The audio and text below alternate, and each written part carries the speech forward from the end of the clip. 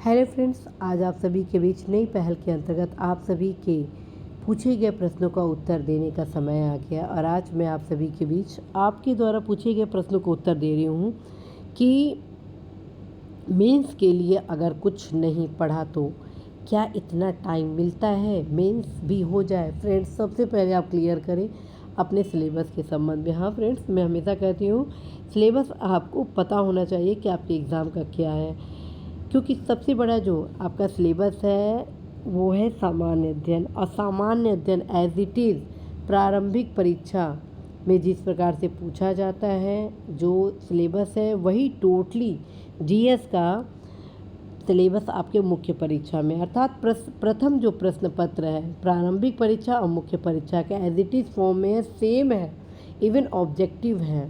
तो पहला पेपर तो आपका ऐसे ही प्रारंभिक परीक्षा के साथ तैयार हो गया। अब हम आते हैं दूसरे प्रश्न पत्र। फ्रेंड्स, दूसरा जो प्रश्न पत्र है प्रारंभिक परीक्षा का वो आपका सामान्य हिंदी से संबंधित है, जिसमें 6 टॉपिक है। कौन कौन से हैं? पर्यायवाची है, अनेक शब्दों के लिए एक शब्द है, तद्भव तत्सम है, विशेष विशेषण है, वाक्य वर्तनी शुद्धि और विलोम है। इसमें मात्र एक टॉपिक को हटाते हैं, अर्थात पर्यायवाची को। तो 5 टॉपिक आपका मुख्य परीक्षा के सेकंड पेपर में पूछा जाता है। अब बस नया क्या है मुख्य परीक्षा में, अब वो जानते हैं। नया है आपका लेटर राइटिंग, मुहावरा लोकोक्तियाँ, शब्दावली और कुछ आपके वो नेक्स्ट जो पेपर है तीसरा प्रश्न पत्र निबंध का है, जिसके लिए आपके पास पर्याप्त समय होता है। ऑलरेडी मेरे द्वारा आप सभी के बीच ऑथेंटिक पुस्तक की सूची पुस्तक बता रही हूँ। ऑलरेडी मेरे द्वारा आप सभी के बीच लेटर से संबंधित विभिन्न प्रारूप से संबंधित क्लासेस को लाया जा चुका है। ऑलरेडी आप सभी के बीच मेरे द्वारा महत्वपूर्ण टेस्ट सीरीज़ भी आयोजित किया जा चुका है। और फिर मेरे द्वारा आप सभी के बीच आगामी परीक्षा के दृष्टिगत अवश्य ही टेस्ट सीरीज़ भी लाया जाएगा, लेटर राइटिंग से रिलेटेड एज वेल एज निबंध से संबंधित। अब फ्रेंड्स, रहा आपका निबंध की तैयारी, तो ऑलरेडी यदि आप न्यूज़पेपर पढ़ते होंगे तो आप अद्यतन स्थिति से अवगत होंगे प्रत्येक टॉपिक से, बशर्ते आप अवगत हो जाइए 30 टॉपिक के संबंध में। भी कौन सी 30 टॉपिक है जिसके माध्यम से आप बहुत इजी गोइंग में निबंध की तैयारी कर सकते हैं।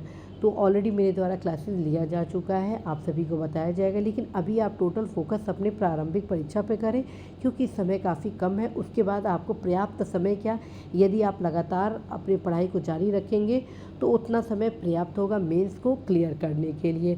बाकी रणनीति मैं आप सभी को नेक्स्ट क्लासेस में अवश्य ही बताऊँगी, लेकिन अभी से आप तैयारी अपना जारी रखें। अब है नेक्स्ट क्वेश्चन कि जीएस के बारे में बता दीजिए, घटना चक्र से हो जाएगा। फ्रेंड्स, जीएस के बारे में ऑलरेडी मेरे द्वारा विगत नए पहल कार्यक्रम के अंतर्गत बता दिया गया है कि जीएस के लिए आपको कम से कम हर एक सब्जेक्ट के लिए अच्छा खासा तैयारी करना होगा। करेंट अफेयर्स हुआ, हिस्ट्री हुआ, ज्योग्राफी हुआ, पॉलिटी हुआ, साइंस हुआ, इकोनॉमी हुआ, इन्वायरमेंट हुआ, एग्रीकल्चर हुआ, जीके हुआ, इवन प्रीवियस ईयर पेपर, सबको आप एक सब्जेक्ट वाइज पढ़ेंगे। मात्र घटना चक्र के पढ़ देने से कुछ नहीं हो जाएगा, ना ही लूसेंट के सामान्य ज्ञान से, क्योंकि ये कंपटीशन इज़ टू मच है। और जब कंपटीशन इतना टू मच है तो फिर आपको तो 100% अपना हार्डवर्क टू मच करना होगा। ठीक है, तो आप सभी तैयारी करिए, बिना स्ट्रेटजी के साथ तैयारी के कुछ होने वाला नहीं है।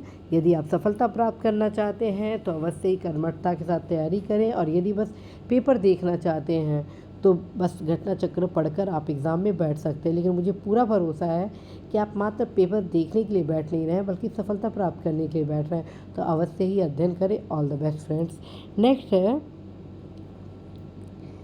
टाइम स्ट्रेटजी कैसी होनी चाहिए और इसके लिए कौन सी बुक अच्छी रहेगी। टाइम स्ट्रेटजी कैसी होनी चाहिए और इसके लिए कौन सी बुक अच्छी रहेगी, इसके संबंध में जहाँ तक मैं समझ रही हूँ कि आप क्वेश्चन ये कर रहे हैं कि इस परीक्षा में तैयारी के लिए किस प्रकार से टाइम टेबल को मैनेज किया जाए कि आप अच्छे से इस एग्ज़ाम की तैयारी कर ले और आप सुनिश्चित सफलता प्राप्त कर ले। तो नो डाउट फ्रेंड्स, जीएस में आप सभी को अधिकतम समय देना है। और अभी से आप यदि 30 से 40 मिनट हिंदी के लिए दे देते हैं तो प्रारंभिक परीक्षा आपका आसानी से निकल जाएगा। आप सभी current affairs, history, geography, science के लिए लगभग 1.5-2 घंटा दीजिए। बाकी जो सब्जेक्ट आपके जैसे पॉलिटी है, इकोनॉमी है, इन्वायरमेंट है, एग्रीकल्चर है, जीके है, इसके लिए आप लगभग आध से 1 घंटा प्रत्येक को डिवाइड कर देते हैं। एज वेल एज फ्रेंड्स जो आपके प्रीवियस ईयर की क्वेश्चन है उसको कम से कम प्रत्येक दिन 2 घंटा जरूर लगाइएगा। लूसेंट सामान्य ज्ञान को भी फोकस करिएगा। अवश्य ही फ्रेंड्स इस स्ट्रेटजी को अपनाते हैं तो आप सफलता प्राप्त करते हैं। ऑलरेडी टाइम टेबल के संबंध में मेरे द्वारा एक स्पेशल स्ट्रेटजी बताई जा चुकी है, उसको फॉलो करें, निश्चित रूप से आप सफल होंगे। नेक्स्ट है फर्स्ट सेकेंड पेपर पर स्ट्रेटजी बताएं मैम। तो फर्स्ट के लिए ऑलरेडी मेरे द्वारा बताया गया है कि यदि आप पूर्णतः इस एग्ज़ाम की तैयारी कर रहे हैं अर्थात अन्य सेवा में सेवारत नहीं है, तत्काल में फ्रेंड्स आपकी पहली स्ट्रेटजी होनी चाहिए मैक्सिमम टाइम देना, अर्थात अन्य किसी भी गतिविधि में संलग्न न हो के बस बस बस पढ़ाई करना। और मेरा ऐसा मानना है कि आप अवश्य ही 15 से 16 घंटा अपना इस एग्ज़ाम की तैयारी के लिए समय दीजिए। यदि आप 15 से 16 घंटा देते हैं तो निश्चित रूप से 2-3 घंटा ऐसे फिर वो ख़राब हो ही जाता है। तो आप अपना कम से कम टोटल टाइम देंगे तो तैयारी अच्छी खासी हो जाएगी, जिसमें आप लगभग यदि 15 घंटा का समय दे रहे हैं तो 14 घंटा आप सामान्य अध्ययन को दीजिए और 1 घंटा आप सामान्य हिंदी को दीजिए। यही स्ट्रेटजी होनी चाहिए। As well as subject wise अपनी रणनीति बनाइए, टाइम टेबल बनाइए ताकि बोरिंग ना हो आप पढ़ाई करते वक्त और तैयारी भी आपकी क्रमशः कंप्लीट हो जाए। और रिवीजन पे ज़रूर फोकस करिएगा। कुछ एक नया स्ट्रेटजी ये है फ्रेंड्स कि आप सभी जो रिवीजन जब आप करते हैं तो जितना अंडरलाइन किए हुए हैं, जो बुक्स के हर पैराग्राफ पे साइड में जो समरी बनाए रहते हैं, तो उसको आप ज़रूर रिवीजन के लिए 1 घंटा समय निकालिए। अर्थात जितना भी आप किताब पढ़े रहते हैं तो उसके लिए आप 2 घंटा निकालिए और उसको बस रिवीजन करिए, ठीक है। और ऑलरेडी मेरे द्वारा इस पे बताया जा चुका है। प्रयास करूँगी कि आगे एक स्पेशल क्लासेस इसमें लाया जाए क्योंकि ये काफ़ी लंबा ये हो जाएगा। अब आते हैं नेक्स्ट, रिवीजन कैसे करें प्लीज़ बताएं। Revision is very must for your selection because revision से कन्फ्यूज़न की समस्या दूर होती है। तो फ्रेंड्स रिवीजन का क्या तरीका है ये आइए जानते हैं और इस पर मैं डिस्कस करना चाहती हूँ क्योंकि सफलता का मूल मंत्र है। तो रिवीजन का सबसे महत्वपूर्ण तरीका है कि जब भी आप कोई नया किताब पढ़ें, जैसे मान लीजिए कि आप राज्य व्यवस्था पढ़ रहे हैं, ठीक, मूल अधिकार, तो आप विधि की समक्ष समता पढ़ रहे हैं, तो कई ऐसे क्वेश्चन हैं जो बहुत ही इम्पॉर्टेंट हैं तो आप उसको अंडरलाइन लगा रहे हैं। जो भी आपको नहीं समझ में आ रहा है, जैसे जो फैक्ट हैं जो एक बार में नहीं याद होगा तो उसको आप टिक लगा लीजिए, उससे भी इम्पॉर्टेंट है तो उसको और टिक लगा लीजिए। प्लस एक पैराग्राफ जब आप पढ़ते हैं तो उसको क्या करिए, समरी करें। जैसे मान लीजिए कि 500 शब्दों को आप मिनिमाइज़ करके 25 वर्ड में साइड में उसी पैराग्राफ के साइड में कहीं लिख लीजिए। इससे क्या फ़ायदा होगा, जब आप रिवीजन करने बैठेंगे तो जितना आपका अंडरलाइन है, बोल्ड किया हुआ है, highlighted portion as well as जो साइड में आप समराइज़ किए हैं बस उसको ही पढ़ेंगे। तो इससे क्या होगा कि काफ़ी कॉन्फिडेंस आपका बिल्डअप हो जाएगा। और इसको बार बार यदि आप रिवीजन करते हैं तो कहीं ना कहीं यही सफलता का आधार होता है। तो आई सजेस्ट यू कि आप सभी रिवीजन अवश्य करें।